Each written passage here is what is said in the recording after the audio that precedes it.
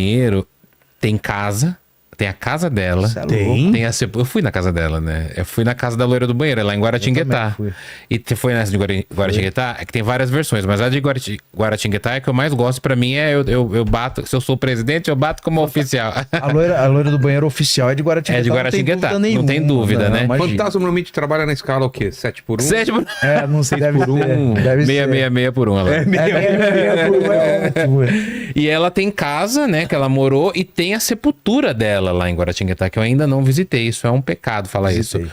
É lindo. Mas a Maria, é Maria Augusta, né, o nome dela, falam De que ela Oliveira Borges. de Oliveira Borges. Ela não, pelo que falam, ela não era loira, ela era meio meio ruiva, ruivinha. né, cabelo meio curto assim. Cabelo curto, o Ondulado, cabelo crespo, né? É. E aí, pelo que eu sei da história, é que o Thiago sabe bem mais detalhes, mas quando eu fui lá na casa dela, que hoje é o Instituto Conselheiro Rodrigues Alves, né? É uma escola.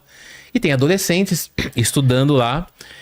E aí, quando eu descobri que era em Guaratinguetá, que existia uma casa física da loira do banheiro, porque a gente sempre ouve falar da loira do banheiro como o quê? Como o ritual que a gente fazia na escola, né? Então a gente ia lá, você já fez o ritual da loira do banheiro? Dava descarga. Dava descarga, jogava um fio de cabelo, falava 3 palavrões pra irritar ela, dava 3 descargas, ou chutava, tem várias versões, né? Ou chutava o vaso e tal. Essa é a verdadeira loira do a banheiro. verdadeira loira. O cabelo comprido, Pois né? eu também. Aquele cabelão. É que a gente tem a imagem da Samara Morgan, do chamado, como... Mas ela... Quando eu fui lá na casa dela, que foi a casa dela, é um instituto de ensino e tal, tem adolescentes que estudam lá, e tem o banheiro original, onde ela era invocada, que é um banheiro... É engraçado que é um banheiro de meninos. Não é um banheiro de meninas. Os meninos iam lá, sabia que ela morreu aqui? Vamos invocar ela. E ficavam tentando invocar a loira do banheiro.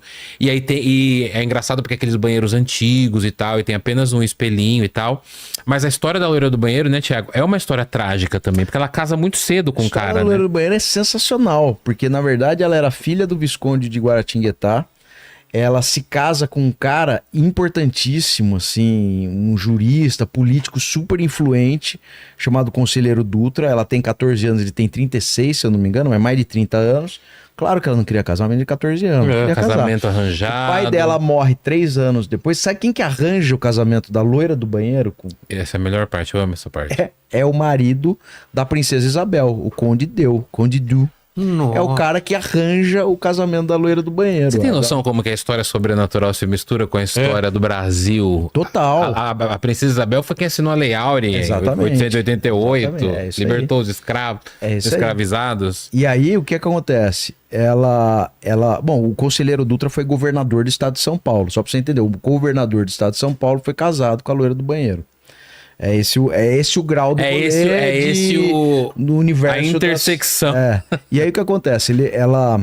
Ela foge depois que o pai dela morre, o Visconde de Guaratinguetá, que chama Chico Pintor, vai pra França e a galera fala, pelo amor de Deus, Maria Augusta, volta pelo menos pra separar do cara. E aí você já viu baita escândalo. Você já vê uma mulher, uma Maria Augusta, que não vou ficar casada com esse cara, eu vou embora. Né? Então, Que não aceitou, né? Exatamente. Aí ela volta pra cá, desfaz o casamento, volta pra França, só que ela pega raiva lá.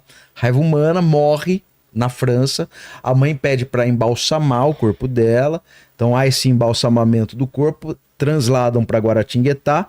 Navio, né? Ela vem de navio pra cá. A casa, que era a maior casa da cidade, que é a casa dos Viscondes. Na casa dos Viscondes, a mãe coloca ela num aposento, embalsamada, não enterra ela. E aí falam que as primeiras aparições dela são exatamente nessa redoma de vidro. Ela tenta sair, porque falam que raiva tem hidrofobia. Medo de água, né? E não consegue beber, então você tem sede e não bebe água. E aí ela tentava sair, talvez aí até a relação com privada, com pia que liga, com torneira que liga. Com privada que dá descarga, por isso que vem muita água, é pra irritar ela, alguma coisa assim. Alguma coisa do gênero. E aí o que acontece? Ela fica nesse aposento até que a mãe tem um sonho com ela, e nesse sonho ela fala, mãe, pelo amor de Deus, me enterra, cara. Para, que isso, me deixar aqui.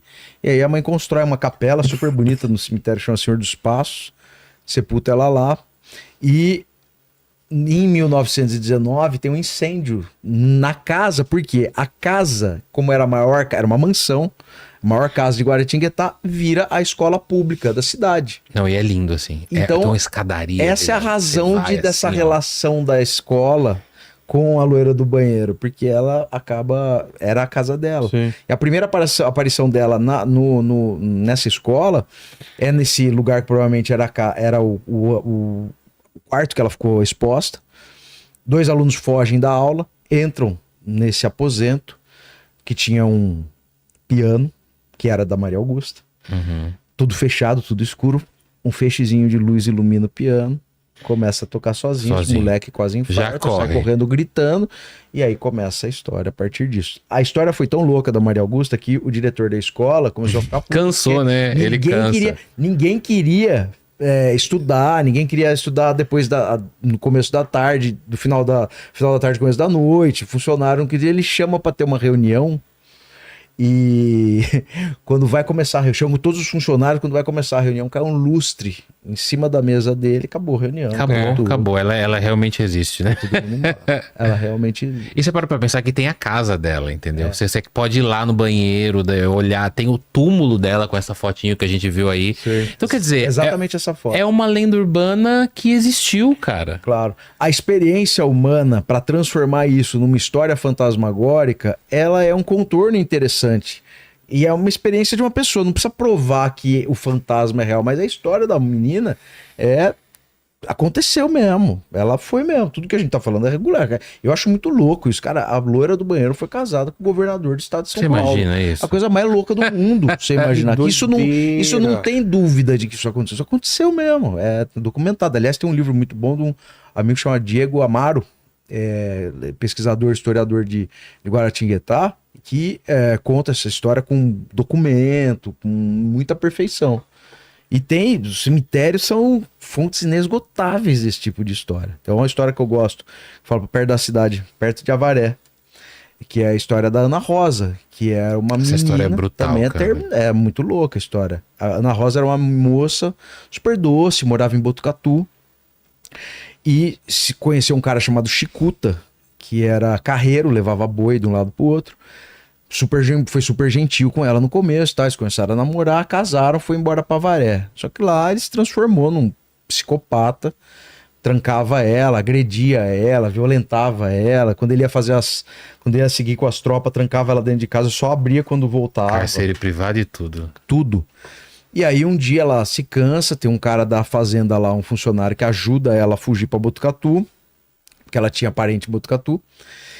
Em Botucatu eles chegam meio de noite, tá tudo fechado, a única luzinha acesa, luzinha vermelha da zona, vão até lá, ela pede guarida pra Fortunata, que era a cafetina, e aí ela fica lá, ela fala, eu conheço sua tia, ela costura pras meninas daqui, fica aqui e a gente vai encontrar ela amanhã, a gente sai atrás dela e aí você vê o que quer fazer. No final, o cara volta de viagem, não acha a mulher lá, pressiona a galera, falam que ela tinha arranjado a ajuda de um dos funcionários lá, que era um homem escravizado até da época da escravidão, isso, que tinha ajudado ela. Pressiona o cara fala que... Ele mata ele, o cara, depois, mas pressiona o cara, fala que ela tá em Botucatu, ele chega em Botucatu, começa a perguntar se alguém viu uma moça com a descrição dela, e a galera fala, tá lá no bordel. Imagina um cara possessivo, a mulher no bordel, ele vai lá babando, toma uma coça das mulheres, da cafetina, das prostitutas, e ele fica ensandecido, contrata 2 matadores. E aí o plano deles qual que era? Ele sabia que ela não ia ficar muito em Botucatu, tinha parente no Paraná, e o plano dele é o seguinte, pegar um desses matadores, ir até o bordel, como se fosse um cliente mesmo, e falar que, eu tô com uma tropa, vou levar uns bois pro Paraná, tal, fazer com que ela ouvisse essa informação, ela ouvindo talvez se interessasse. Eles não iam contar pra ela, né? Não, eles iam falar tipo de longe pra ela ouvir de rabo. E aí ela disse, você vai para Paraná, voou, você quer que eu te leve? Por favor, me ajuda. E aí ele fala, beleza, no dia combinado, ele passa pra pegar ela, segue no lugar que chama Rio Lava-Pés, e eles são interceptados. Essa moça, ela é morta, ela é esquartejada viva. Os caras cortando os pedaços dela, ela viva, e tem uma mulher que vê. E aí eles são acusados, o corpo dela é encontrado no dia seguinte, espalmado, sabe igual abre peixe, assim, Sei. em cima de um espinheiro, coração com uma faca, que era símbolo de... Um monstro, né? Um símbolo de traição na época. E aí começa o primeiro contato com o sobrenatural, é isso, porque falam que quando o corpo dela é recolhido pela polícia e levado pra cidade, ele não tem cheiro de sangue, não tem cheiro de decomposição, tem cheiro de rosa. Já É o mesmo começa cheiro que aí. sentem quando ela é exumada para levar pro cemitério novo. Ela foi sepultada no cemitério da igreja, depois no Torre das Cruzes lá. E aí o que acontece? Bom, esses caras são processados. O Chicuta e o Costinha não são condenados, são libertos por pela aquela teoria Da honra. da honra, de legítima defesa da honra.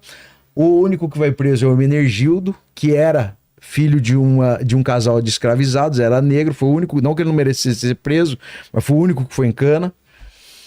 E aí começa a parte que é muito maluca, que pra mim daria um filme, que é a Ana Rosa começa a se tornar, depois disso, a milagreira das mulheres violentadas, porque o Hermenegildo morre um mês depois, na cadeia de varíola.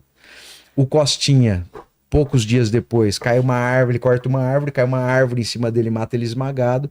E o Chicuta vai arrumar uma roda de carro de boi, embaixo do carro de boi, pesadíssimo, o carro de boi anda e corta a cabeça dele.